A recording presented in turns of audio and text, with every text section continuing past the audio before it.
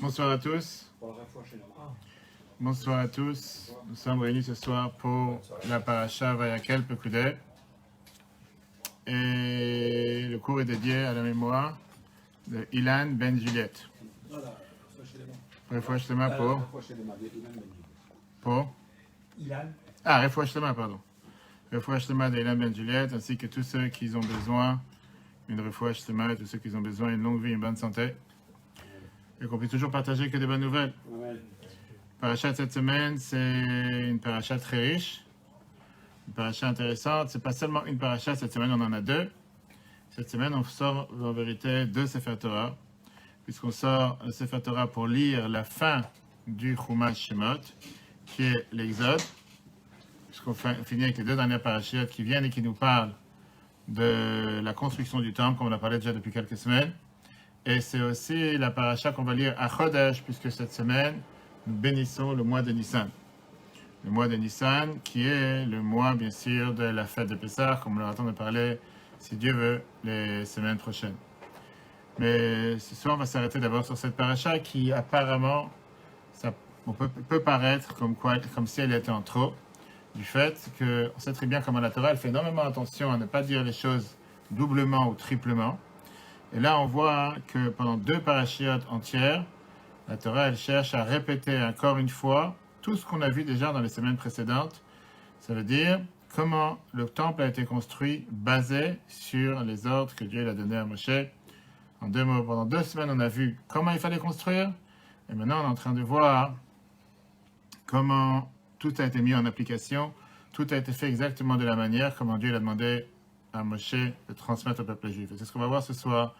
Quel est le rôle d'un leader? Quel est le rôle d'un dirigeant? Quel est le rôle de quelqu'un qui est censé montrer l'exemple? C'est très facile parfois de dire aux gens de faire quelque chose, mais beaucoup de gens, ils vont toujours être ceux qui vont peut-être proposer aux gens de le faire, mais quand on va leur demander est-ce que toi tu l'as fait, c'est déjà autre chose. Montrer l'exemple, c'est une chose, mais après, il y a montrer l'exemple dans les faits, montrer l'exemple dans la parole. On va voir aussi ce soir une question intéressante, comme on a l'habitude à chaque fois une question halachique, puisqu'on parle de la collection de dons qui a été faite cette semaine dans la paracha. Est-ce que quand quelqu'un il fait un appel de don pour une cause et il y a de l'argent qui est arrivé en trop, comme ça s'est passé dans la paracha de cette semaine, est-ce que tu as le droit de faire quelque chose d'autre avec cet argent? Par exemple, que tu as ramassé de l'argent pour un malade, pour des soins, tu as ramassé de l'argent pour une personne qui devait sortir de l'hôpital ou sortir de prison, et qu'il y a eu, grâce à Dieu, il y a une collecte importante. Est-ce qu'on peut dire, c'est pas grave, ça restera pour la même collecte ou non? Tu peux l'utiliser ça pour autre chose. Est-ce que tu as le droit d'utiliser ça pour autre chose ou pas? On va voir, on va parler de ça aussi. Et comme je dis aussi, on va voir pas mal de points intéressants sur quelle était l'idée, pourquoi Moshe a rassemblé tout le peuple juif. Vayakel, c'est le mot qu'il a rassemblé tout le peuple juif. Pourquoi il les a rassemblés? Pour le jour de Kippour, leur donner le deuxième peuple de la loi, et seulement le lendemain, il leur a donné quoi faire. Si tu rassembles tout le monde, c'est comme si tu réunis tout le monde pour un mariage ou pour une soirée. Il y a un but particulier, tu as besoin d'attendre jusqu'à ce que ça se passe le lendemain. On va essayer de voir le maximum de points qu'il y a sur la paracha ce soir, comme on a l'habitude, et surtout, un autre point important que beaucoup de gens se demandent la question, pourquoi il faut 10 pour n'importe quelle chose de Gdusha, n'importe quelle chose de sainteté? Pour un minyan, pour Kaddish, sortir un Sefer Torah, Baruch Hu, ça vient de la paracha de cette semaine aussi. D'où vient l'idée de réunir ce qu'on appelle 10 personnes? Tous ces points dans le temps qu'on a, comme d'habitude, mais comme on a l'habitude à chaque fois, on va d'abord commencer en essayant de passer en revue toute la paracha, pour avoir une idée globale de qu'est-ce qu'on parle dans la paracha de cette semaine. Le premier point, construction du Mishkan. Chapitre 35, verset 1. Le lendemain du Kippour, Moshe descend du Mont Sinaï avec le deuxième peuple de la loi. Je ne sais pas si tu te rappelles la semaine dernière. On avait parlé sur la faute du vaudor. Moshe l'a pardonné. Que Dieu vous bénisse. Dieu avait parlé sur, on a parlé sur la faute du vaudor, la faute qui malheureusement a causé le fait de ne pas pouvoir donner les tables de la loi. Moshe descend du ciel le 17 Tammuz, et malheureusement, il voit que le peuple juif est en train de faire la faute du vaudor, et à la place de leur donner les tables de la loi, il n'a pas voulu créer ce mariage. Il casse les tables de la loi, il remonte au ciel pendant 40 jours, et après, il demande à Dieu une troisième fois 40 jours de pardonner le peuple juif, et il redescend avec le deuxième table de la loi, et ça s'est passé quand? Le jour de Kippour. On a vu ça il y a quelques semaines. C'est le jour de Kippour qu'on a reçu le deuxième table de la loi, et comme ça, il a su que Dieu l'a pardonné. Une fois qu'il descend le jour de Kippour avec le deuxième table de la loi, il donne au peuple juif l'ordre de construire le temple, le Mishkan, le tabernacle qu'il y avait dans le désert. Juste après la première des phrases, au début de la paracha, Moshe il nous parle de l'obligation de faire Shabbat. Pour nous dire que même s'il y a une obligation de construire le temple ne vient pas repousser le fait de faire Shabbat. Tu ne peux pas construire le temple le jour du Shabbat. Après ça, Moshe parle à tous les gens de la communauté en disant qu'il faut maintenant venir contribuer à la construction du temple, aux ustensiles du temple. Ceux qui sont les architectes, Betzalel et Oliav, ceux qui sont les têtes, le cerveau pour nous dire comment construire le temple, quoi faire. Et il demande à tout le monde de participer, mettre la main à la pâte, comme on dit. Et tout le monde participe. Ça, c'est ce qui était merveilleux. Moshe décide de nommer des interlocuteurs ou des chefs de projet, on appelle ça aujourd'hui. Betzalel, qui venait de la tribu de Juda, en tant que chef de chantier. Celui qui va être, parce que c'est quand même un chantier gigantesque, parce que tu te rappelles la semaine dernière, construire le temple, c'était pas quelque chose de simple. On avait parlé des socles dans la paracha Trouma, que chaque socle lui-même, c'était 47 kilos d'argent pur. Quand tu parles qu'il y avait plus de 100 socles, on parlait ici d'une somme astronomique d'argent qu'il fallait gérer, et surtout de construction. Et il nomme aussi Oliav, qui était de la tribu de Dan. Lui, il était là pour aider. Donc les deux architectes que la Torah répète sans arrêt, c'est Betzalel et Oliav. Et la Torah ne dit, c'est pas qu'ils ont fait ça avec leur sagesse, qu'ils étaient énormément puissants. Ils avaient le souffle divin que Dieu leur a donné pour pouvoir gérer ce bâtiment qui était considéré un des plus beaux, qui était un temple pour Dieu sur terre. La Torah continue dans la paracha pour nous dire comme quoi les dons, ils ont afflué. Les dons, ils sont de plus en plus nombreux. Et les chefs de projet font savoir à Moshe que le peuple n'arrête pas de donner les dons et que l'argent elle rentre et qu'on peut avoir tout ce qu'on a besoin. Jusqu'au moment où Moshe dit stop. Il y a déjà eu assez de dons, on a reçu une énorme collecte, on n'a pas besoin d'en avoir plus. Arrêtez d'amener de l'argent. Et la Torah, elle raconte encore une fois, dans tous les détails, dans la paracha Vayakel, comment tout ce que Moshe a demandé, a ordonné au peuple juif de faire pour la construction du temple, c'est exactement ce qui s'est passé pendant chaque ordre, chaque devoir a été transmis, a été donné de la même manière qu'il l'a ordonné. Il n'y a pas un moment qu'ils ont fait quelque chose qui n'était pas adapté par rapport à ce qu'ils ont demandé. Paracha continue à nous élaborer les détails de ce qui se passe dans la paracha Tetzavé, puisqu'on a eu deux parachas dans lesquelles on nous a parlé de la construction du temple. Et après, on a ce qu'on appelle la paracha Pekudé. Pekudé, par définition, ça veut dire les comptes. Les comptes. Ça veut dire que là, dans cette paracha, on voit, c'est les chiffres, c'est un plan comptable. Tout ce qui a été utilisé comme argent au centime près, par rapport à chaque détail de comment a été construit le temple. Itamar, qui était le grand prêtre, Cohen, parmi les prêtres, avec Betzalel et Oliav, ils comptent les dons que le peuple juif a ramenés et ils commencent à attribuer les portions de dons aux différents projets qu'il y avait dans les temples. Il y avait telle partie d'argent qui devait être utilisée pour tel mobilier, telle partie d'argent pour tel mobilier, etc. etc. La Torah continue à nous donner les détails les plus précis de l'or qui a été rassemblé des dons du peuple juif, l'argent et le cuivre. C'était les trois matières premières avec lesquelles on a construit tout ce qui se passait dans le temple. Et après, elle commence à nous parler aussi de tout ce qui a été utilisé comme laine et comme différents fils pour lesquels on a pu tisser tous les habits du Cohen. Ça, on a parlé il y a 2 semaines. Enfin, dans le chapitre 39, verset 32, verset 43, on finit de parler de la construction du temple. Après tant d'années, tant de travail, finalement, le temple, il est prêt. On amène maintenant tous les composants. On va y arriver, on va rentrer dans les détails. On amène tous les composants devant Moshe. Moshe, il est très satisfait du rendu. Et il bénit tout le peuple juif, la fameuse bénédiction, que la divinité règne dans vos actions, etc. Maintenant que tout est prêt, on arrive à ce qui va se passer ce dimanche. Ce dimanche, c'est Rosh Chodesh Nissan. Bonsoir. Ça va? Ce dimanche, c'est Rosh Chodesh Nissan. Et ce dimanche, Moshe, Dieu leur donne à Moshe de maintenant ériger le temple. C'est comme si tu as commandé des meubles chez Ikea ou Oliner ou n'importe quelle autre marque. Tu as toutes les pièces détachées devant toi. Et maintenant, à toi de mettre ça en place. Faire en sorte que tu as les poutres, la cour, les différents mobiliers, etc. Et la Torah nous dit comme quoi chaque ustensile, chaque objet avait son lieu précis où il devait être, de la manière comment il devait être construit. Moshe, Dieu donne à Moshe l'ordre comment habiller les Kohanim, comment les oindre avec le Shemen HaMishra, avec lequel on devait oindre chaque Kohen, etc. Merci, Chazak.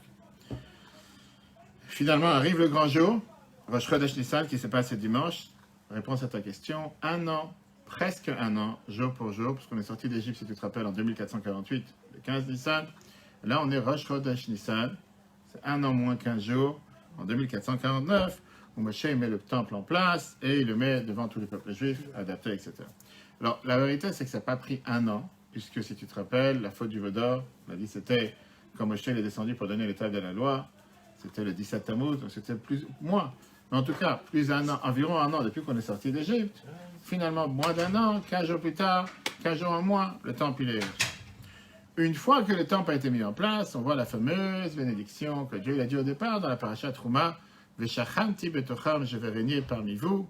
C'est très bien que quand Dieu a demandé de construire le temple, le but n'était pas seulement de résider dans un temple matériel avec des pierres et du bois, c'était de résider dans le temple de chaque juif. Et la Torah termine en te disant, Kvod Hashem alet Mishkan, la gloire de Dieu remplissait tout le temple. Le fait qu'il y avait cette colonne de gloire qui était là en train d'entourer le temple, qui était autour du peuple juif, était en train de symboliser au peuple juif le fait que la divinité règne parmi eux. Et on sait très bien que cette colonne de gloire, c'est celle qui a fait en sorte qu'après ils avançaient, ils campaient, comme on verra dans les prochaines semaines, les 42 voyages qu'ils ont fait pour partir depuis l'Égypte, depuis où ils se trouvent maintenant, jusqu'à ce qu'ils arrivent en Israël. Et avec ça, on termine, si tu veux, le livre de l'Exode, qui est un livre qui a commencé, si on récapitule ce livre de plus d'une dizaine de parachiotes, la moitié était l'histoire, l'esclavage en Égypte, les souffrances en Égypte, le fait que c'était pas facile à s'en sortir, les 10 plaies, l'ouverture de la mer Rouge, le don de la Torah. Et la deuxième moitié de ce livre, le livre de l'Exode, c'est le livre qui nous parle de la construction du temple, les 5 dernières semaines, bien sûr aussi la faute du veau d'or. Et on change de registre. La semaine prochaine, on passe à autre chose, on passe maintenant dans le livre de Lévitique, le livre de Vayikra. Ce livre, c'est un livre qui est appelé aussi le Sefer HaKorbanot, le livre de sacrifice. Pourquoi le livre de sacrifice? Parce que tout le livre va nous parler du début jusqu'à la fin, les différents thèmes, les différents sacrifices qui devaient être faits dans le temple. Il y a aussi, bien sûr, la misère de la circoncision, pas mal d'autres choses. Mais on va dire le thème majeur du livre, c'est le livre des sacrifices, puisque maintenant qu'on a le temple, on doit savoir quoi faire à l'intérieur. On sait très bien que la chose majeure qu'on devait faire dans le temple, c'était les sacrifices. Malheureusement, qu'aujourd'hui, on n'a pas les sacrifices, on n'a pas le temple. Qu'est-ce qu'on fait à la place?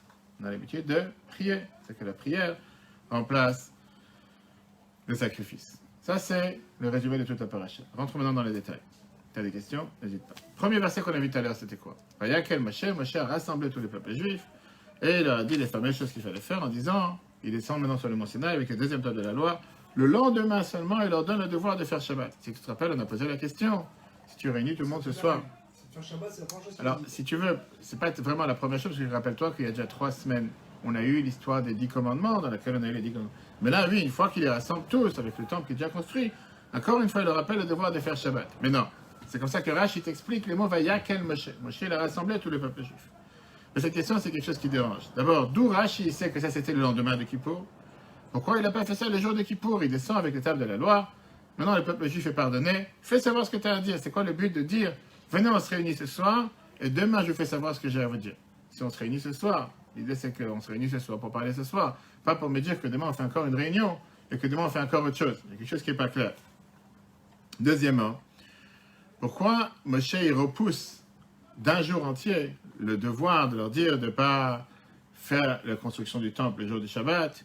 C'est très bien qu'il y a une règle dans la Gemara Psachim Pashkat qui te dit que Zayzim Magdimin le mitzvot, que les gens, en général, qu'ils ont du zèle, on fait du zèle pour faire les mitzvot, qui veut dire quand tu as une mitzvot dans la main, on te dit pas bon, traîne, tu ne veux pas le faire aujourd'hui, tu la feras demain, tu la feras après-demain. En général, quand tu as une mitzvah, on te dit fais-la rapidement, on n'était pas en train de traîner.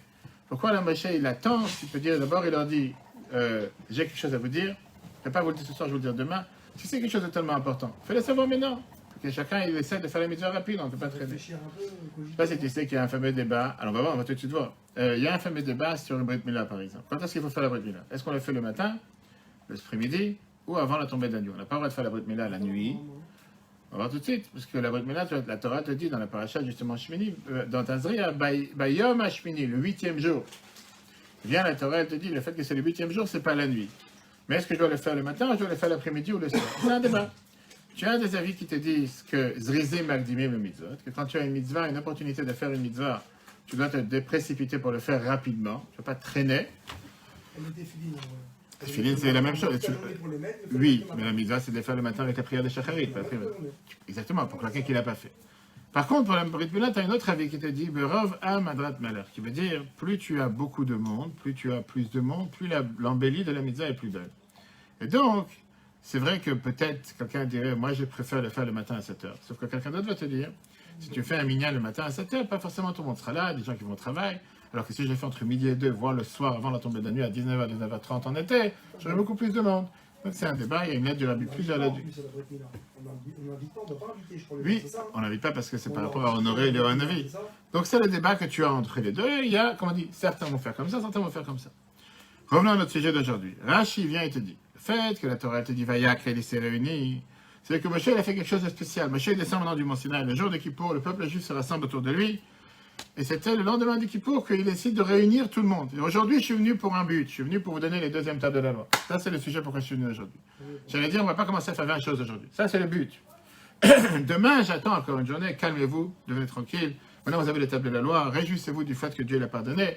Demain, on va parler d'autres choses. Demain, on va commencer à parler des choses sérieuses. Pourquoi attendre? Et la réponse est une réponse très forte.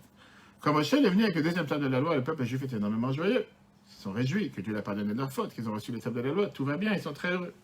Parfois, sous l'effet, pas de l'émotion, mais sous l'effet de l'extase, sous l'effet de la joie, sous l'effet de tout ce que tu peux. Après, il aurait passé des autres messages, pas forcément qu'ils auraient entendu. Aujourd'hui, tu es très joyeux, c'est le mariage de ton fils, le mariage de ta fille, Brit Mila, Bar Mitzvah, peu importe, tu es dans la joie. Tu ne vas pas pouvoir faire passer des messages sérieux ou importants, que la personne va méditer, réfléchir et se dire, je prends ça à cœur pour l'avenir. Michel, le lendemain, il les réunit. Et là, il leur donne cette première ordre en leur disant, la première des choses, Dieu, il attend de vous de construire le temple, mais sachez une chose. Première des choses, pas parce que vous allez construire le temple que vous faites tout et n'importe quoi. Tu peux construire le temple, c'est très bien, mais Shabbat, ça passe avant le temple. Ce qui va montrer une énorme leçon. Il y en a deux leçons de ce premier point qu'on aborde ce soir. Pour leçon numéro 1, Torah t'a dit oui, c'est vrai que quand je te transmets quelque chose, fais-le avec tout ton cœur. Vas-y à fond, mais vas-y avec ta tête. Va pas avec le cœur, va pas avec les sentiments, comme on voit dans les cours de Tanya, qu'on peut voir sur l'application eTorah, E-T-O-R-A-H sur Google et Apple. Comme quoi la Torah elle te dit que même quelque chose qui est important pour la construction du temple, tu ne vas pas faire n'importe quoi. Pas parce que je t'ai demandé de construire le temple, c'est-à-dire H24, Shabbat, fête, Kippour, non, il y a des limites. Bien sûr, je te demande de construire le temple, et c'est important de construire le temple pour Dieu. Et c'est pour ça que tu dois faire ça à la place de Shabbat. Ça, c'est numéro 1. Numéro 2, c'est un autre point qui est énormément important. Quand tu es sous l'extase, quand tu es sous l'effet de l'émotion, tu es l'effet de la joie, l'effet de la fête, bien sûr, tu vas vouloir faire n'importe quelle chose que la personne te demande. Ton mari, ta femme, tes enfants, tu es tellement heureux, tu es tellement joyeux, je vais tout faire. Mais qu'est-ce qui se passe demain?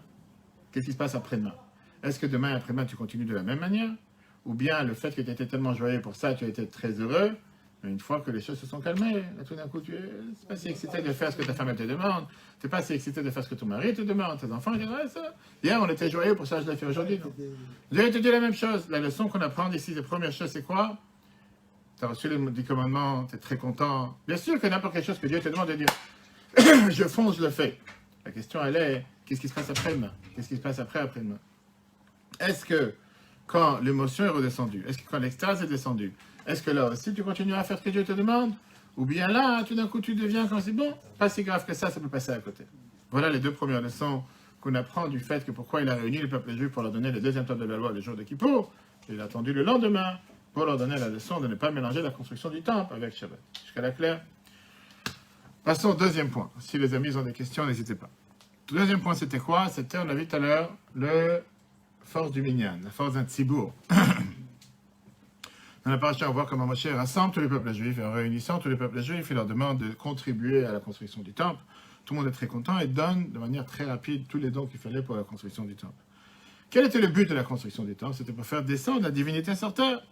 Maintenant, c'est tout à fait normal que Moshe, pour ça, il réunit tout le monde. Et c'est le nom de la paracha, d'ailleurs. On a 2 parachas cette semaine. Vayakel, qui veut dire réunir. Bien les Chachamim dans Yalkut Shimoni. Il dit la phrase suivante. Dieu dit à Moshe, Asalacha keilot de l'autre, fais-toi des grandes communautés. En 2 mots, rassemble tout le monde. Pour pouvoir enseigner pour les générations à venir, de rassembler, d'enseigner au peuple juif que mon nom soit gardé, soit valorisé chez eux. De là, on apprend que quand 10 juifs se rassemblent, peu importe la qualité de ces juifs, qui ils sont, d'où ils viennent, leur niveau de pratique, leur niveau de connaissance, ils deviennent ce qu'on appelle un tzibour. Tzibour veut dire une communauté. Là, si tu sais que tzibour, c'est aussi l'acronyme de 3 mots, tzadikim, benonim et reshaim, qui veut dire des justes, des intermédiaires et des mauvaises personnes. C'est ça qui forme une communauté. Tu dois avoir les 3. Tu ne veux pas avoir seulement des pieux, tu ne veux pas avoir seulement des pratiquants, des ultra-pratiquants, tu dois avoir de tout. C'est comme ça que tu formes une communauté. Très bien. Qu'est-ce qui forme la communauté? Le nombre. Le fait que tu as 10 personnes, l'identité de chaque individu n'est plus la même, et maintenant on devient plus 9 individus, on devient une communauté de 10. Quand tu as 10 personnes, tu peux commencer à dire des paroles de Gdusha qui sont le Kaddish, Birkat Kohanim, Baruchu, la Gdusha, prier avec la répétition de l'Amida. Maintenant, si tu as un zimoun, quand tu manges 10 personnes ensemble, quand tu fais les zimoun, on a l'habitude de le répéter avec le nom de Dieu. Et c'est pour ça que la Torah donne pas mal de critères par rapport à la valeur d'une communauté. Par exemple, ne pas perdre de temps. Il y a tellement de lois, par exemple, qu'un chazan n'a pas le droit de prier trop longtemps quand il prie en tibour avec une communauté. Parce que tu ne peux pas faire perdre de temps dans la communauté. Il y a ici plusieurs personnes qui attendent. On sait que, par exemple, quand tu as une communauté qui prie, tu ne peux pas prendre ton temps pour prier. Et on ne va pas attendre pour l'honneur d'une personne importante qui est présente, parce que tu as 10 personnes qui attendent. Même si la personne qui est présente, importante, elle prie, on va dire, trop longtemps, tant pis pour toi, il y a la communauté qui attend, la communauté va toujours prévaloir sur l'individu. Les Chachamim viennent et te disent que la communauté représente 7 branches, il y a plusieurs branches dans le peuple juif. En règle générale, tu peux casser une branche toute seule. Mais quand les branches sont unies ensemble, quand tu as des tasseaux, un tas de tasseaux qui sont ensemble, c'est beaucoup plus difficile à casser une branche. Exactement la même chose. La force du tzibur, la force de la communauté, c'est une force qui est énormément puissante. David Amelech, il a la première phrase qu'il a dit, qu'on a mentionné tout à l'heure dans Mishlei, Berov am adrat melech. Plus il y a du monde, plus c'est la beauté du roi. Bien sûr qu'un cours avec une personne, c'est énormément important. Un cours avec 10 personnes, avec 50 personnes, avec 100 personnes, c'est différent. Une prière avec 2 personnes, c'est important. Une prière avec 10 personnes et plus, c'est encore plus important. Et pareil dans chaque mitzvah qu'on fait. À tel point que la Torah te dit qu'une mitzvah qui est faite par le public, comme par exemple faire monter les prémices qu'on avait l'habitude de faire monter à Jérusalem par le temple, ça a une valeur qui est totalement différente. On sait très bien que la lecture de la Torah le jour de Kippour par le grand prêtre face à toute la communauté, ça avait une valeur beaucoup plus importante que si c'est quelqu'un qui est dans un petit endroit tout seul. Ça a une valeur différente. En règle générale, on essaie dans la Torah et en général dans la religion juive de faire tout avec ce qu'on appelle avec le plus de monde, c'est mieux. Ça revient au débat qu'on a dit tout à l'heure par rapport à la Brit Mila. Est-ce qu'on va toujours prévaloir l'individu ou pas? En Seine-et-Marne, je viens, comme j'ai dit, pas mal de fois, on fait des Brit Milot avec 2, 3, 4 personnes. Parce qu'il n'y a pas forcément un minyan dans les maisons, il n'y a pas forcément un minyan dans les endroits où les gens y font. Ça ne veut pas dire que c'est l'idéal. Encore une fois, c'est pas pour ça qu'on ne va pas faire le Brit Mila. Là, il n'y a pas de choix, par exemple. C'est ce que je dis, exactement. Pas seulement qu'il n'y a pas le choix, c'est que pour un Brit Mila, tu n'as pas besoin d'avoir un minyan. Tu peux très bien faire un Brit Mila avec 2 personnes. Plusieurs fois, j'ai organisé des Brit Milot pour des adultes. On était seulement avec la personne qui fait la Brit Mila et la personne qui s'est fait circoncire. Pas besoin. Mais de l'autre côté, quand tu as le choix de pouvoir faire en sorte qu'il y ait plus de monde, et donc pour répondre à ta question, la question qu'on a posée tout à l'heure pour un Brit Mila le matin ou le soir ou l'après-midi, le rabbi répond ça dans une lettre claire, que si tu sais qu'en le faisant l'après-midi ou le soir avant la tombée de la nuit, puisqu'on ne peut pas faire Brit Mila la nuit, tu auras plus de monde. Bien sûr qu'il faut prévaloir de le faire dans un moment où tu as plus de monde que de le faire le matin rapide, où tu sais que tu auras beaucoup moins de monde parce que les gens peuvent pas se déplacer, etc., etc. Et c'est comme ça que j'ai fait pour les enfants, et c'est comme ça qu'on conseille à beaucoup de personnes. Maintenant, le problème se pose quand c'est en hiver, ou jusqu'à l'été, parce que tu ne peux pas faire la Brit Mila après le coucher du soleil et voir la tombée de la nuit. Et donc, si c'est 4h, 5h, c'est difficile. Alors que si c'est l'été, que la nuit rentre à 10h, tu peux très bien faire à 19h, 19h30, et tu as beaucoup plus de monde, d'accord? Il faut tout dépend des endroits. Tu as des gens qui vont te dire, pour moi, il n'y a aucune différence, si je fais la Brit Mila à 9h du matin, de toute façon, le monde est là, il n'y aura pas forcément plus de monde le soir. Autant le faire et gagner les deux coups. On m'a dit que c'est une mitzvah de faire nous-mêmes quand c'est le père, le Brit Mila à son enfant. Qui t'a dit? Je t'ai inventé une histoire. On m'a dit que c'était une mitzvah. Je t'ai inventé une histoire. Il y avait une histoire avec le Tzemach Tzedek qui était le C'est dangereux. troisième rabbi de Chabad. J'ai inventé une histoire. Le troisième rabbi de Chabad, il fait quelqu'un qui est venu le voir, il lui a dit, il a un garçon, il voudrait faire la Brit Mila de son fils. Et il a le choix entre 2 Moalim.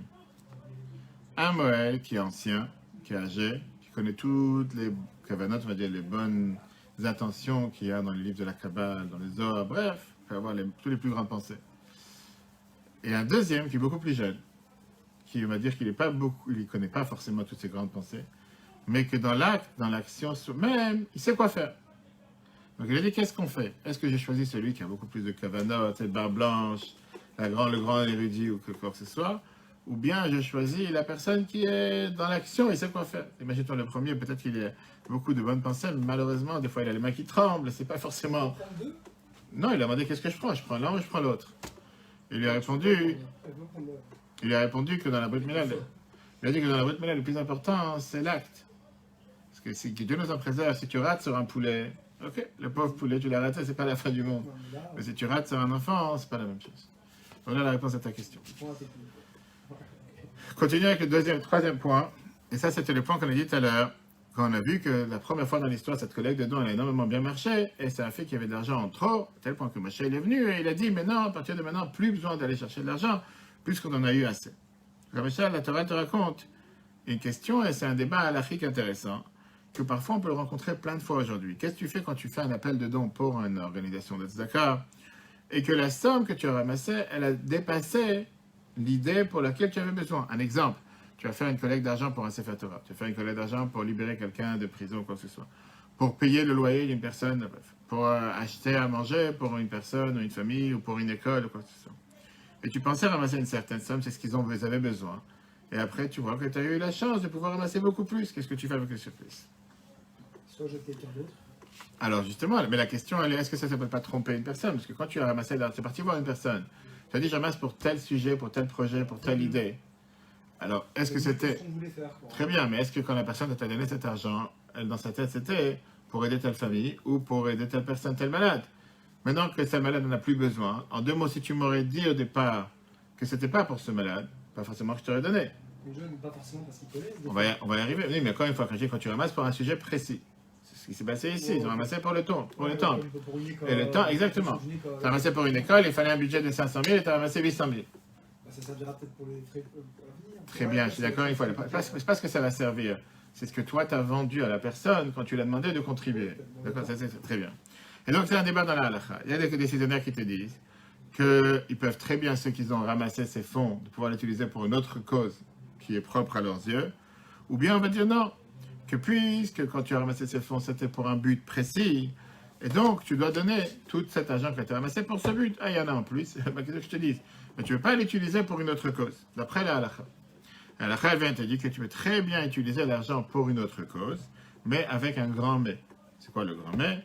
C'est que seulement quand la personne a contribué pour un but général, pas contribué pour un point précis. Si par exemple tu as contribué pour, je te dis, des frais médicaux pour un malade, pour libérer quelqu'un de prison, etc., tu ne veux pas l'utiliser pour une autre cause qui n'était pas la cause pour laquelle tu as ramassé. C'est comme si je te dis, tu as ramassé pour tel but et pas pour un autre but, donc il faut les donner pour la cause pour laquelle tu as ramassé. Tu as ramassé pour celui que tu dois aller à cette occasion. Alors qu'est-ce qui se passe si une fois que tu as ramassé ces fonds et la personne n'en a plus besoin? Mais il y a une raison. La personne en avait besoin au moment où tu as ramassé ses fonds, maintenant elle n'en a plus besoin. Par exemple, quelqu'un qui était en prison qui a été libéré, quelqu'un qui était malade, qui a trouvé des autres moyens de pouvoir subventionner, de pouvoir aider ses frais médicaux. Et donc, l'argent que tu as ramassé n'a pas servi pour la cause que tu l'as ramassé. Tu as ramassé de l'argent pour un malade, et le malade, il n'en a pas besoin. Donc, ou ça peut être une idée que tu as trompé les personnes pour qui tu as ramassé, chez qui tu as ramassé, comme est-ce qu'on fait? Dans ce cas-là, tu as 2 idées. Il y en a qui te disent que tu dois rendre l'argent à ceux que tu as demandé, puisque ça n'a pas été fait pour le but que tu l'as cherché. Mais si pour retrouver ces gens-là, ou pour rendre l'argent, tu pourras perdre, à cause que, par exemple, je ne sais pas, c'est des valeurs différentes, des montants différents, valeurs de change différentes, des frais ou quoi que ce soit, à ce moment-là, tu peux les contribuer pour la même cause, même si ce n'est pas pour telle personne spécifique, mais pour la même idée, même si c'est pour une autre cause. Maintenant, disons, passons de l'autre côté. Tu as réussi à retrouver les gens qui ont contribué. Tu te dis, j'en ai plus besoin, parce que la personne a déjà été guérie. Est-ce que ces personnes-là peuvent reprendre cet argent? Et la réponse, elle est que puisque dans leur tête, ils avaient déjà contribué cet argent pour une but de tzaka, donc ils doivent la contribuer à quelqu'un d'autre. Ils ne peuvent pas la garder en disant, maintenant, j'ai refait de l'argent de mon côté, sauf si depuis le départ, c'était pour spécifiquement cette personne précise, et pas pour donner de l'argent de tzaka, qu'à ce moment-là, ils peuvent très bien dire, j'ai été donné pour cette personne n'en a plus besoin, je peux la garder. Mais si c'était pour une cause, ils doivent contribuer cette cause pour autre chose. Ça, c'est le 3e point de cette page. Passons maintenant au 4e point. Et ça, c'est le point que j'ai dit tout à l'heure. Vas-y. Moi, dans les 2 points que tu as donnés, peut-être que c'est ma façon de penser qui est bonne ou pas bonne, je ne sais pas. Mais moi, ce que je me dis, c'est que dans le point où on a aidé quelqu'un à sortir de prison, on a demandé de l'argent pour le faire sortir de prison. C'est que cette personne-là n'avait pas les moyens de prendre des avocats, des choses. Et c'est cette personne-là, on a réussi à la faire sortir de prison, on l'a aidé pour cette cause-là. Oui. Le surplus, il devrait peut-être le garder pour quand il va sortir. Il a peut-être besoin d'un appartement. C'est une même cause, je me dis. C'est un peu le. Ou pour les médicaments, pareil, quelqu'un qui était malade, il était malade, la personne. Ok, on l'a guéri, grâce à Dieu, il est sorti de l'hôpital. Mais il a des soins, il a des médicaments, ça pourrait servir peut-être pour le. C'est ça que je me dis, moi. Je te demandais une question, parce que toi, tu réfléchis en mode religieux. Mets-toi dans le monde. Je réfléchis en mode maman, en mode de tête. Je vais te dire, réfléchis en mode non religieux. Je suis en mode. Alors, je te demande une question. Okay, écoute. Dans ma tête, là, très bien. Alors, écoute. Écoute une autre question. Tu es parti avec Air France pour aller en Israël ce soir. Ouais. D'accord? Et la France, est-on dit, avec tout ce qui se passe en ce moment, etc., le billet peut être remboursable, mais pas modifiable, mais pas remboursable. Tu dis, ok, je joue le jeu. Au pire, il sera modifié pour dans une semaine, dans un mois, etc. D'accord? Très bien. Arrive que tu arrives à l'aéroport, peu importe ce qui s'est passé, l'avion est arrivé en retard. En Israël, ils te disent non, on ne prend pas l'avion après tout à l'heure parce qu'on ne veut pas qu'il arrive au milieu de la nuit. Donc il devra partir demain. Tu ne vas pas partir demain, c'est Shabbat, mais il y a une raison. Et la France te dit, puisque notre condition, de notre côté, nous, c'est pas de notre faute, c'est Israël qui décide de ne pas prendre d'avion. Donc on veut vous faire une faveur. On veut vous garder ce billet. Au départ, on avait dit que c'est modifiable, mais pas remboursable. À la place de modifier quoi que ce soit, nous, on va vous offrir un billet pour cette liaison Paris-Israël. Parce qu'on veut garder nos clients, on ne veut pas que vous allez ailleurs, etc. etc. Toi, j'appelle maintenant Air France. Je leur dis, écoutez-moi, chers amis, puisque ce soir, je ne peux pas partir en Israël, je préfère aller à Dubaï, mettez-moi sur un vol qui va à Dubaï. Pourquoi tu ne peux pas? Pourquoi c'est pas pareil? C'est pas le même kilométrage, c'est pas le même carburant, pas le nombre de passagers. Disons que ça aurait été le même kilométrage, peu importe. Oui, c'est pas la même compagnie en vrai. Donc ça fait que c'est la même compagnie. C'est pas ça l'idée. C'est l'idée qu'eux, ils ont dit qu'ils t'offrent un billet Paris-Israël. Ouais. Toi, tu as décidé que tu n'as pas envie d'aller en Israël demain pour mille et une raisons. Et tu as dit, quoi? Puisque de toute façon, j'ai un billet d'autre part, envoie-moi à Dubaï. Mais j'ai acheté un billet pour Israël. Ouais, ça veut dire c'est une. Donc, qu'est-ce que tu l'as aidé à sortir de prison, tu l'as donné pour ses médicaments. Ça, c'est la réponse. Ça. Si demain, il n'y a pas, ce serait une. À la rigueur, cette personne-là pourra peut-être faire un appel au don. C'est ce que je dis, c'est-à-dire, en deux mots, tu ne veux pas dire, bon, ça n'a pas servi pour ça. C'est pas un jeu. C'est-à-dire, en deux mots, si tu as vendu, tu as une cause précise. Toi, tu dis à quelqu'un, je vais vous installer, je sais pas, je vais vous installer un panneau solaire. L'autre, il dit, non, je ne vais pas avoir un panneau solaire. Il dit, je sais pas, installe-moi un moteur dans la voiture. Quel rapport? Moi, je vais un panneau solaire. Je vais me un moteur dans la voiture. Un moteur dans la voiture, je vais chercher ailleurs. C'est un but. Donc ça, et c'est pour ça que la Halakha te dit. Mais encore une fois, si c'est pas pour ce but, tu as des fois des gens qui disent, moi, peu importe ce que tu fais avec, moi, je donne la Zaka, ça sera pour une bonne cause. Ok, c'est pour une bonne cause. C'est pas pour cette cause, ça sera pour une autre cause. Mais quand tu as donné pour cette cause précise, tu as un devoir de te tenir à cette cause. De l'autre côté, comme je dis, la personne qui a donné, il a donné pour cette cause aussi. Donc s'il donne pour cette cause spécifique et cette cause n'existe plus, ok, il a donné pour cette cause, la cause n'existe plus, il ne peut plus la reprendre. Mais s'il a donné pour une cause générale, pas parce que maintenant l'argent est revenu chez lui, il va dire maintenant je fais ce que je veux avec. Non, c'est une cause qu'il a déjà donnée en Zaka dans sa tête, il doit continuer à donner. Juste, si on part du principe qu'il y a plusieurs personnes qui donnent pour une personne qui imagine qui est à l'hôpital, qui doit sortir de prison, n'importe quel exemple. On part du principe qu'il sort de prison ou il est plus malade et il y a de l'argent qui reste. Oui. On ne peut pas retrouver les autres personnes. Imaginons 10 personnes. 10 personnes lui ont donné 200, lui ont donné 300. C'est ce qu'on a dit. Ils n'ont pas voulu dire que c'était eux. Il y a plusieurs choses qui rentrent en compte. On a dit ça tout à l'heure, on a parlé de ce point. On a dit que dans ce cas-là, tu ne peux pas retrouver les autres personnes, ou bien le cours ou le change a changé. Tu peux les utiliser pour un but qui ressemble au but pour lequel tu as récolté.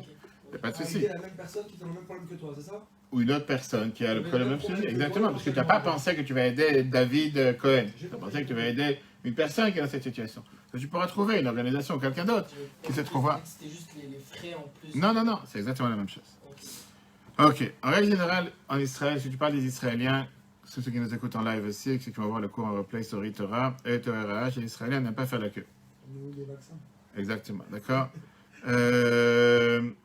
Tu as combien de Français ou n'importe quel touriste qui va en Israël, qui fait la queue pendant une demi-heure, et que tout d'un coup il est dépassé par un Israélien qui vient et qui passe à l'avant, et qu'il a mille et une raisons pour te dire pourquoi j'ai pas le temps d'attendre, et pourquoi tu dois passer derrière moi et pas avant moi, etc. etc.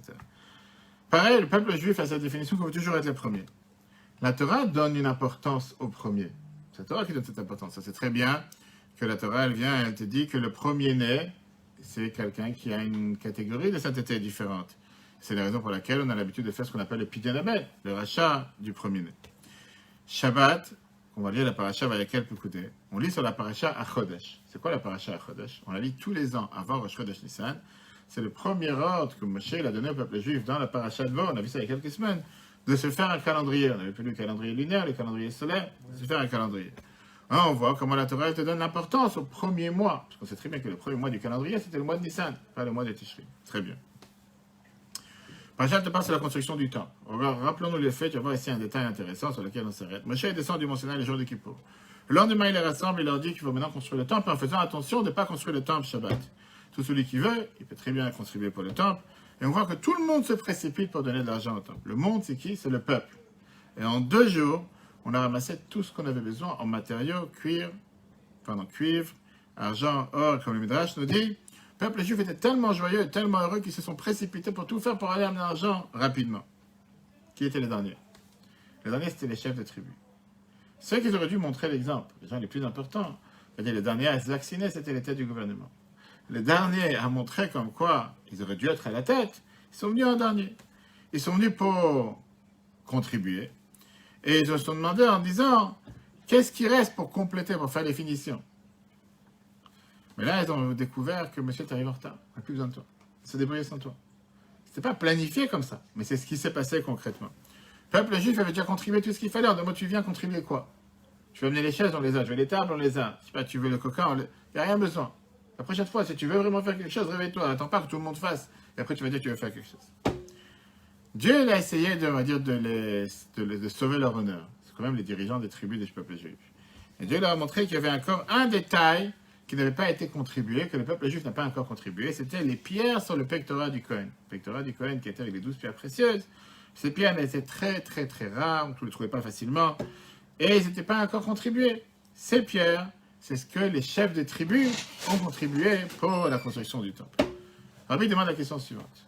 Comment est-ce possible que les dirigeants, Premier ministre, président, ministre, ce que tu veux, comment est-ce possible que les présidents, qui étaient celui qui aurait dû être les premiers à montrer l'exemple, en général c'est comme ça, un dirigeant de communauté, c'est à toi de montrer l'exemple, c'est pas de suivre, on va dire qu'ils étaient paresseux, ils n'ont pas amené les choses en premier, ils ont attendu à la fin, et Dieu il a voulu sauver leur honneur en disant, bon, puisque j'ai pas envie que tu retournes à la maison avec la tête basse, que tu n'as rien fait, je vais te trouver quelque chose, ça n'a pas de sens. Viens Rashi, dans le Chumash Shemot, chapitre 35, verset 27, il dit qu'ils ne sont pas venus ici parce qu'ils étaient fainéants, marque de faiblesse, et ils n'en avaient rien à faire. Non! Et ils ont dit, on veut que les gens montrent le contraire, on veut voir si les gens ils sont dévoués, s'ils sont intéressés, s'ils veulent, etc., etc. Et ils ont dit, on va donner la chance d'abord au peuple. Après on va venir, t'inquiète pas, on va être là, c'est pas qu'on va être bardayam. Mais si on fait nous d'abord, le peuple va dire, mais ils sont là en train de le faire, pourquoi tu veux que je fasse? C'est comme un chef d'entreprise ou un patron en général. S'il n'est pas là pour motiver ses employés, il est là en train de dormir du matin jusqu'au soir, il apparaît une fois par mois, il va dire, de toute façon, il n'est jamais là. Donc... Mais si lui aussi se donne à fond dans son entreprise, automatiquement, ça motive les employés à se dire, mais puisque le patron, il se donne à fond, lui aussi, il n'est pas en vacances tous les jours, automatiquement, moi aussi, je motive. Très bien, ça, c'était leur calcul. La preuve est que quand après on a inauguré le temple, les premiers à amener les sacrifices, c'était les chefs des tribus. Et Rashi nous dit qu'ils n'ont pas voulu recommencer sur la même erreur qui s'est passée quand on a ramassé l'argent pour le temple. Là, ils ont dit, on ne va pas s'amuser avec le feu, là, on va être les premiers à venir et on va contribuer. Quand Moshe descend sur le mont Sinaï, et il fait savoir au peuple juif que Dieu il a pardonné sur la faute du veau d'or, et que maintenant on va construire le temple, je dis le texte, l'instinct naturel et dire la bonne santé d'un juif, c'était de se venir tôt le matin et d'agir. Le Tarset dit, Vayikrou melifnei Moshe, ils ont pris de Moshe tous les dons, ils ont mis devant Moshe tous les dons que le peuple juif a amenés, Vehem et viu l'arbre d'Adava baboka baboka. Ils ont amené les dons le matin, tôt le matin. Ils n'ont pas attendu la fin de la journée, le soir on est fatigué, on n'a plus rien à faire. Ils ont voulu être les premiers pour donner les dons. Mais non, de vouloir se dire, tu sais quoi, moi je vais être quelqu'un d'humble, je vais donner la chance aux autres, je vais laisser passer quelqu'un d'autre. Peut-être que c'est bien, on va dire, dans la vie de tous les jours. Tu amènes, je sais pas, 10 pizzas à table, servez-vous, moi je prendrai ce qui reste. Facile à dire. Mais Dieu, il attend d'un juif d'être le premier pour faire une mitzvah. Dieu ne t'attend pas d'être le dernier. Il ne t'attend pas d'être celui qui vient et qui est à la traîne. Bon, tout le monde a déjà fait, maintenant que les gens ils ont déjà fait, s'il reste encore quelque chose à faire, je venais. Tu sais, des fois on te dit, tu invites des gens et qu'il faut les débarrasser, tu vois, tout le monde bouge. Après, il reste un papier sur la table. Bon, je vais aussi montrer que moi aussi j'ai fait quelque chose. Tu veux vraiment aider? Mais toi, aide. Je ne veux pas aider, raison de ton coin. On ne fait pas du semblant pour dire que tu as fait comme si tu as aidé. Pour ça que pour l'inauguration du temple, là, les chefs des tribus, ils ont attendu d'être les premiers, parce que le peuple juif a couru pour être les premiers. Quel est l'enseignement pour nous? Pourquoi la Torah nous raconte ça? Est-ce que la Torah cherche justement à se moquer des chefs de tribu? On sait très bien que la Torah elle fait attention à ne pas parler du mal de qui que ce soit. La plus forte raison des chefs de tribu. On sait que chaque matin dans le temple, il y avait un tirage au sort. Pas tous les Kohanim, pas tous les prêtres, travaillaient dans le temple tous les jours. Il y avait ce qu'on appelle des mishmeret, des gardes.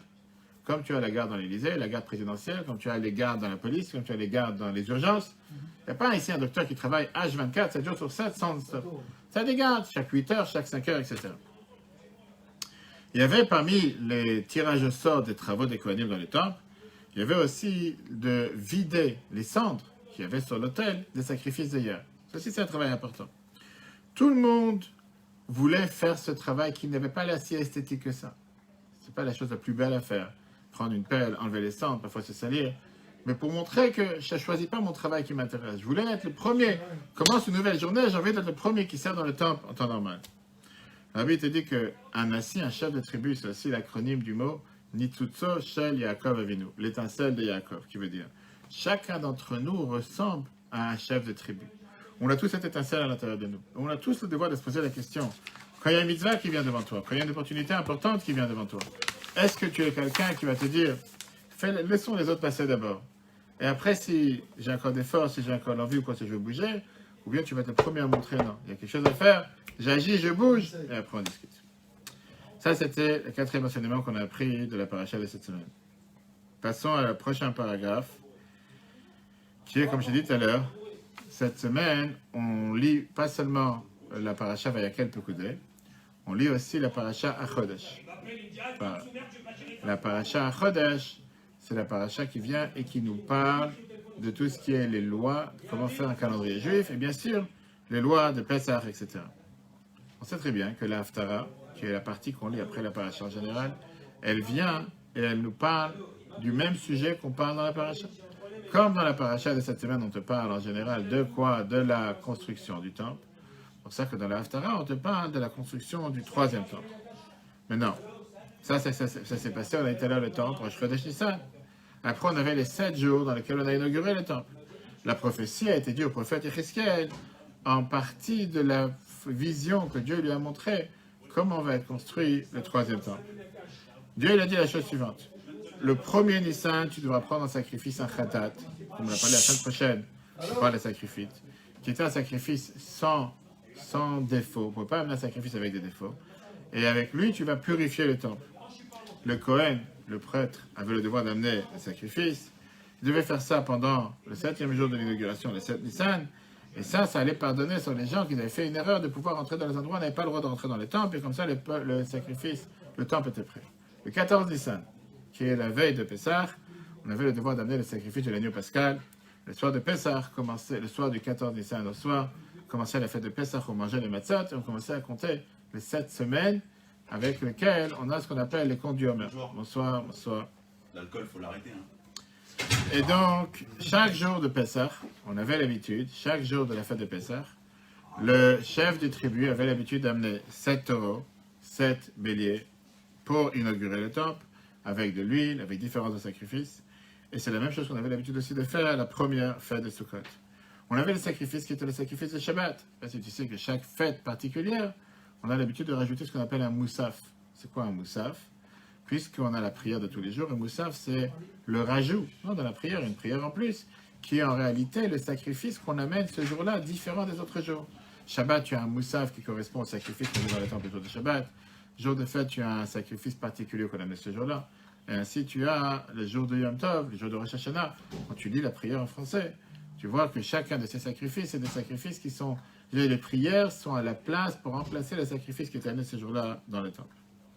Rabbi t'explique que les sacrifices ne sont pas détaillés dans l'Haftara de cette semaine, ils sont en général, mais le but était de pardonner les fautes du peuple juif.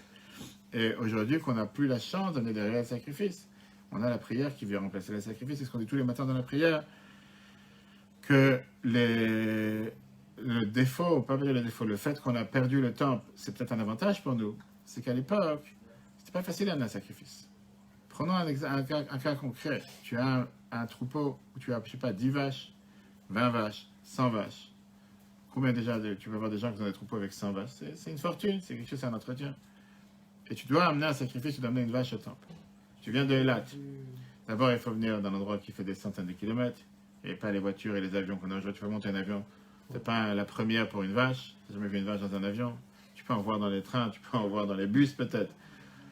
Mais ça veut dire que tu arrives au temple et tu te sépares d'une vache que tu as sur 100. Il faut mettre la plus belle, genre ou... Bien sûr, je ne parle pas du fait que c'était pas une malade. Plus belle, voilà. Plus belle ou pas plus belle, tu en as que 100. Mais c'est pas une... Écoute, non, tu n'as pas donné quelque chose de malade ou que ce soit un défaut, etc. C'est-à-dire, si tu as fait une erreur aujourd'hui et tu devais demander pardon à Dieu pour l'erreur que tu as faite, tu te sépares d'une vache. Une vache ou un mouton, peu importe ce que tu as. Disons que dans les prochains 20 jours, 30 jours, tu as fait 50 erreurs.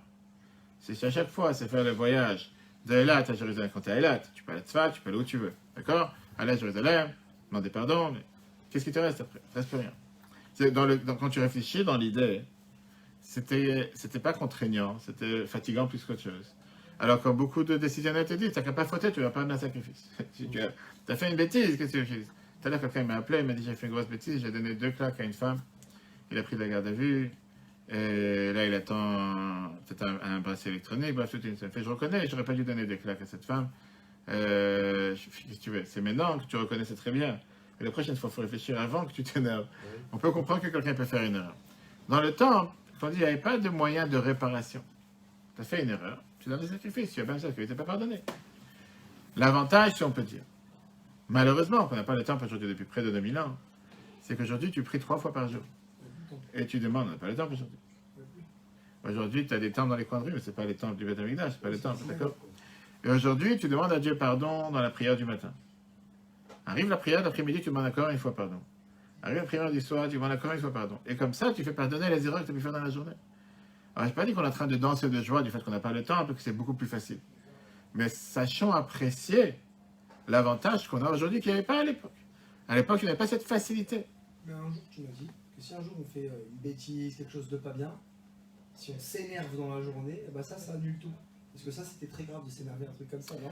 Non, tu vas te dire que tout celui qui s'énerve, c'est comme s'il a fait l'idolâtrie. Parce qu'on n'a pas le droit de s'énerver.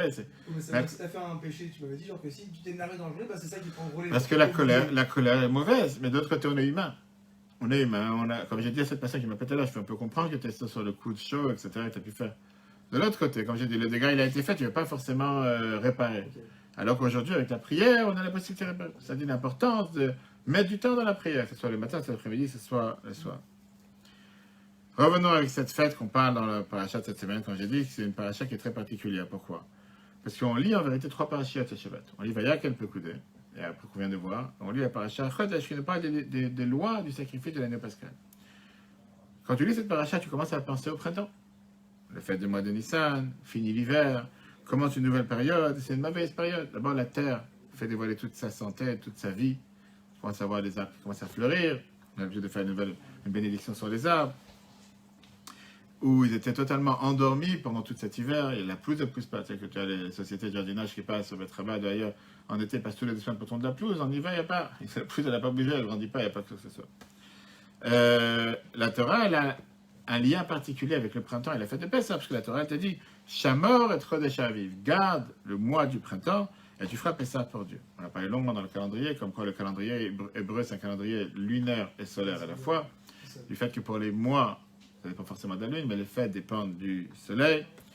Bien, la Torah te dit que quoi? Que la fête de Pessah vient t'amener une nouvelle expérience que tu n'as pas encore connue. Parfois, tu as l'air endormi. Parfois, tu as l'air quelqu'un qui est fatigué. Tu dis, j'ai pas de force. Et la Torah vient te dire, tu as le devoir de te libérer de toutes ces barrières. D'ailleurs, c'est la sortie d'Égypte. On te dit clairement que la sortie d'Égypte, c'est pas forcément seulement sortir d'Égypte, c'est sortir de tes barrières. Sortir de les limites dans lesquelles parfois tu te mets. Et te dire que même si tu avais l'air de quelqu'un d'endormi, la terre, quand elle a dormi toute l'hiver, n'est pas morte. Ça a l'air comme s'il n'y a rien qui pousse tout le temps. Mais en réalité, elle est pleine de vie. Elle est pleine de vie. C'est juste qu'au moment où elle doit commencer à grandir, à s'évader, c'est comme ça qu'elle sort de l'obscurité à la lumière. L'année, elle est faite de 4 saisons. On a vu plusieurs fois dans les fois, l'année, c'est une année solaire. En règle générale, tu vois que le soleil ne s'arrête jamais. Tu as d'abord le printemps, l'été, le printemps, l'été, l'hiver, l'automne. Et chacune de ces saisons est là pour contribuer à quelque chose. Notre vie, elle est faite exactement de la même manière. Tu te lèves le matin, tu manges, tu bois, tu fais ce que tu as à faire, tu vas travailler pour te nourrir. Et a priori, tu peux dire que notre vie, elle est faite aussi basée sur les conditions qui nous sont imposées. Le matin, c'est pour travailler, la nuit, c'est pour dormir, etc., etc. Mais en règle générale, on attend tous les soirs, tous les jours qu'il y a une période qui arrive, qui est la période du printemps. La période du printemps, c'est une période qui dit que même si l'hiver était noir, même si l'hiver était obscur, même s'il a fait très froid, c'est qu'il arrive le printemps, les choses vont se calmer, mais maintenant, les gens disent des vaccins, pas les vaccins, etc. La paracha d'Chodesh vient et te dit, ne te focalise pas sur la période sombre, ne te focalise pas sur la période noire. Ne te focalise pas sur la période qui fait parfois nuit, où tu te dis, il fait froid, il pleut, rien qui pousse, tout a l'air mort. Sache que le printemps, il arrive. Et si le printemps, il arrive, tu as le devoir de semer en hiver, donc quand le printemps, il arrive, ça commence à pousser. Un paysan ou un agriculteur que pendant l'hiver, il se dit, j'attends que le printemps, il arrive pour que je commence à faire quelque chose. Il a raté son année. C'est justement quand tu vois que la terre, elle est cassée, qu'elle est retournée, qu'elle est moche, les champs ne sont pas du tout beaux, tout est cassé, tout est détruit. C'est là où tu sèmes. À ce moment-là, tu vas pouvoir récolter au printemps, quand ça arrive la fête de Pessah.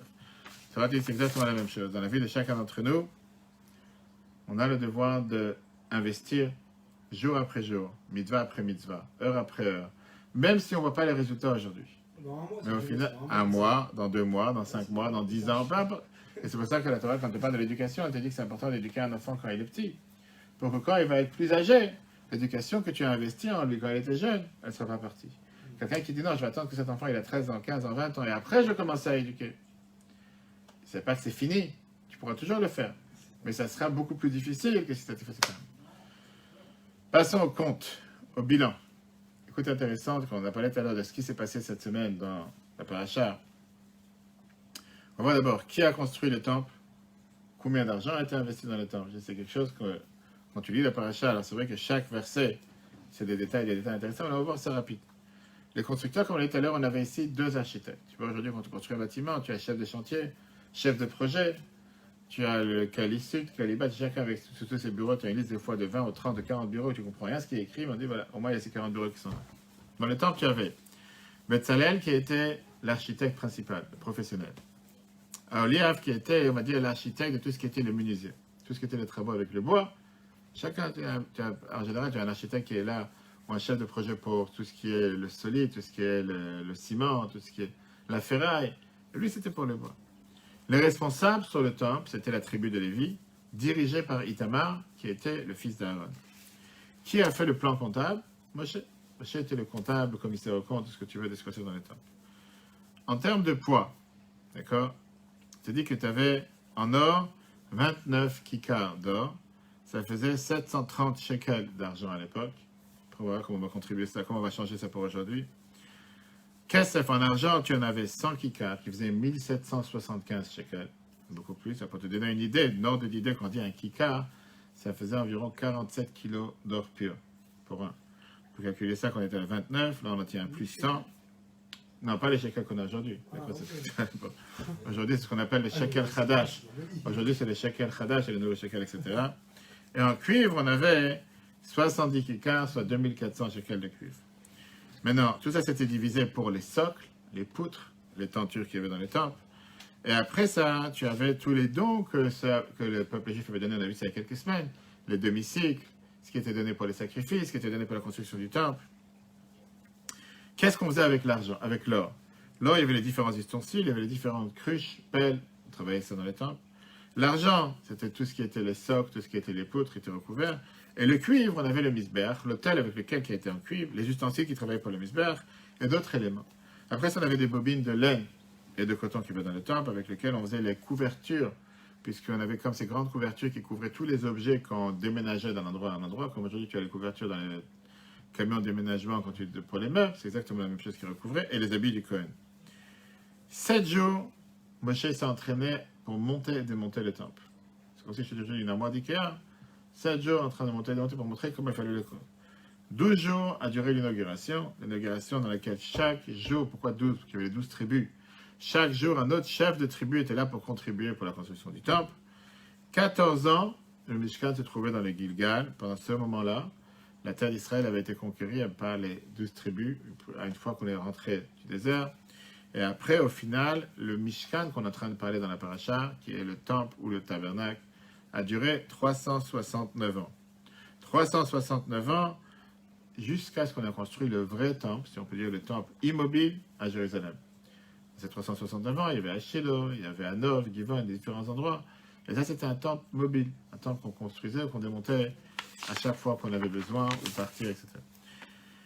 Terminons avec une leçon personnelle sur la paracha de cette semaine. On a dit tout à l'heure que dans une des parties importantes de la construction du temple, c'était les poutres. Les poutres, c'était à l'époque, c'était comme les murs que tu as aujourd'hui, avec lesquels on faisait toute la cour, avec lesquels toute la structure du temple elle était placée, c'était grâce aux krashim, les poutres. Les krashim, ces poutres, elles étaient faites de hatzeh shittim, des bois d'acacia. Parlons en hébreu. Shittim, en hébreu, ça vient aussi du mot shita. Shtut, qui veut dire aussi des bêtises, shtuyot, etc. Shita veut dire une avis. une manière de faire, une manière de penser. Quand tu es dans la Gemara, tu as une chita, tu as un certain avis, une certaine manière, une certaine procédure, une certaine manière comment tu agis, etc. En deux mots, ça vient refléter quelque chose d'organisé, quelque chose de carré, quelque chose de placé, pas quelque chose qui a la tête en l'air, tu ne sais pas quoi faire. De l'autre côté, ça peut être aussi expliqué comme un shtout. Mara Sota te dit que comment quelqu'un peut faire une bêtise et faire un péché. Et la dame verra, elle a une quelqu'un ne fait pas un péché seulement s'il y a un vent de folie qui lui est passé par la tête. C'est ça que tu fais une folie. Cette dissonance vient nous expliquer un paradoxe qui est important d'avoir dans le service de Dieu. D'un côté, on te dit que tu dois être totalement transmis à la volonté de Dieu, totalement dédié à la volonté de Dieu. Et de l'autre côté, tu peux faire ça sans tête, sans queue. Réfléchir avec la tête. Oui, tu dois être dédié sans limite. Mais par ça, quand tu es dédié sans limite, tu dois aussi faire ce que Dieu te demande de manière organisée. Mets toute ton énergie pour ce que Dieu te demande. Ça, c'est important. Mais ne le fais pas. Et c'est ce qu'on voit malheureusement parfois avec des gens qui font tchouva, des gens qui se rapprochent à Torah et Mitzvot. Ils ont découvert la beauté des Shabbat, la beauté de la prière, la beauté de tout. Ils commencent à te dire, puisque c'est comme ça, je vais faire tout et n'importe quoi. Je vais commencer à faire 10 mitzvot aujourd'hui. Demain, je vais en faire 50. Et tu sais très bien que tôt ou tard, ça va craquer. Tu construis un bâtiment rapide, 10 étages, ça va laisser le temps de sécher le ciment, ça va laisser le temps de prendre, d'augmenter étape par étape. Ça finit par se dégringoler comme un bâtiment de Lego. Quand la parasha de semaine, elle te dit, n'importe quelle liaison, n'importe quelle relation, homme-femme, nouveau couple, parent-enfant, quoi que ce soit, tu as besoin d'avoir les deux composants. C'est-à-dire que tu vas avoir une organisation, comme le premier mot de Shita, d'avoir une avis, quelque chose qui est organisé et qui est fait avec tête, avec pied, qui n'est pas fait tout et n'importe comment. Et de l'autre côté, tu as parfois d'aller de manière qui est irrationnelle. Oui, tu as des fois de dépasser tes limites, tout en restant dans les limites. Et ça, c'est la manière comment on peut réussir à transformer, comme Rabbi l'exprime dans le premier discours qu'il a prononcé, que les poutres en hébreu, c'était le mot keresh. Quand tu inverses les lettres, ça s'appelle sheker, qui veut dire un mensonge. Le monde dans lequel on vit, c'est un monde de mensonges. Le but du temple, c'était de transformer le mensonge du monde en keresh, en poutre pour la divinité, pour la construction de Dieu. Le cours sera replay sur l'application E-Torah, E-Torah sur Google et Apple. Très bonne soirée à tous. Chodesh Tov, ce Shabbat, on bénit le mois de Nissan. Chodesh, le mois de Nissan. On sait que le mois de Nissan, c'est aussi appelé le mois de la Géoula, le mois de la délivrance. Que Dieu fasse que tous ceux qui ont besoin d'une longue vie et bonne santé, et une longue vie et bonne santé. Et pour, il a dit tout à l'heure, Émilie, Ben Juliette. Ilan Ben Juliette. Émilie Bat Mesavda Malka. Et que des bonnes nouvelles pour tous les peuples juifs et l'humanité tout entière.